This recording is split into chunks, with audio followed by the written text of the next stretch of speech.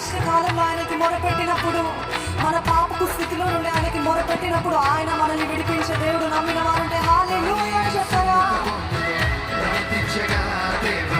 సింహపురాలను మూసివేసినావు, నా కష్టకాలమందు నీ రాత్రి